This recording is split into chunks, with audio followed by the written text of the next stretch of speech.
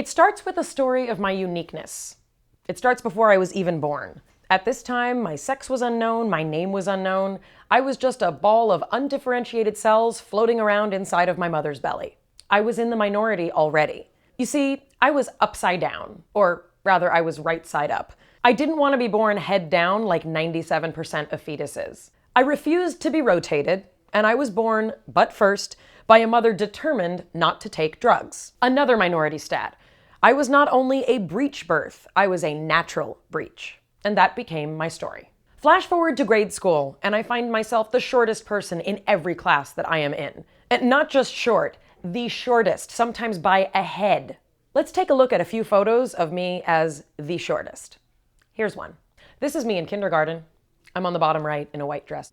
Here's another. Snazzy outfit, huh? Here's 4th grade. And another. And another. And another. You get the idea. I'm called names by mean children. I cry a lot because I don't know how to hide it. I'm asked if I was born prematurely all the time. I'm asked if I have Webster or Gary Coleman diseases. I don't know how to be okay with being different, and I fail all the time at brushing it off. The only other short girls in my classes are Korean girls, and in case you don't know much about Korean girls in the 1980s, they're all adorable and they smell good and their pencil cases are all perfectly organized. I'm none of those things. I'm a prominent-nosed, very short, scrawny, very emotional child. I go on to discover so many things about me that are different and that set me apart. Not only do I have a prominent nose, I have an exceptionally prominent pointy chin. My ex-husband would often cry out in pain if I rested my chin on him in bed. I didn't get breasts when everyone else got them in middle school. I dressed weird. I liked chess. I slept with 8 plastic fish rubber banded together at the tails throughout middle school. That's exactly as weird as it sounds.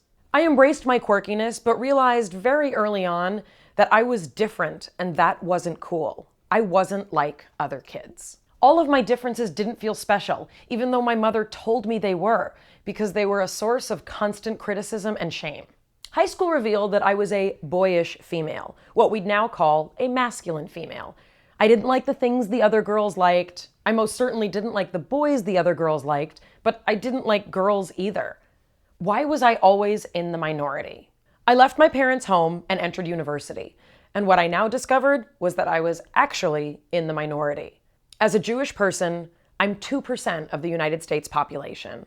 As a woman in the sciences, I was routinely witness to male students discussing their sexual conquests, and the way that they spoke about distinguished and accomplished female professors was vulgar and disgusting. Women were assumed to be less than.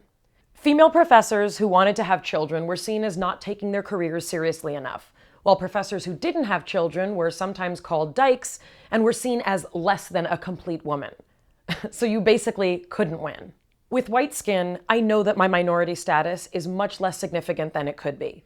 And as a person with material wealth, I know I have a lot of opportunities that other people don't have. What I ultimately found in college was the world was waiting for me once I opened myself up to the possibilities it held. The world was waiting to take a funny-looking girl born right side up in a world that was upside down and to let her have a voice. My religious faith gave me a sense of purpose in the universe, and I became more comfortable just being me. And now, as a public person, I have the opportunity to put myself out there. I write, I vlog, I wear a Jewish star on the red carpet. I support the state of Israel's right to exist. I use my feminist voice to speak up for minorities, for our lesbian, gay, bisexual, transgender, queer, and questioning brothers and sisters, and for those who have no voice. Because that's who I am, and that's who I want to be. And so what has started to happen is that people tell me I make them feel less alone. Sometimes it's because I look like them. That's typically Jewish women saying that, and sometimes Jewish men. Or sometimes it's because I say things that people are afraid to say. Those are typically liberals. But what I found is that I now get to reach people with my uniqueness, because of my uniqueness, and that's a blessing. We all get to make the world bigger and smaller at the same time when we unite because of our exceptional differences. Each of us is unique, and each of us is alone. Some of us are more unique than others, and some of us are more alone than others. But for those of us who live on the fringes of so many identities and minority statuses, our stories have the ability to transform not just those we touch. Our story also has the potential to transform the conflict and shame that the minority inside of us still feels.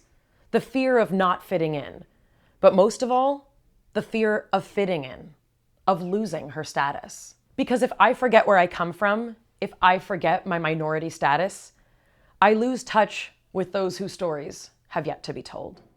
Did you like that one? I like that one. If you like that one, there's more where that came from. Subscribe and check out these links. Woohoo, videos.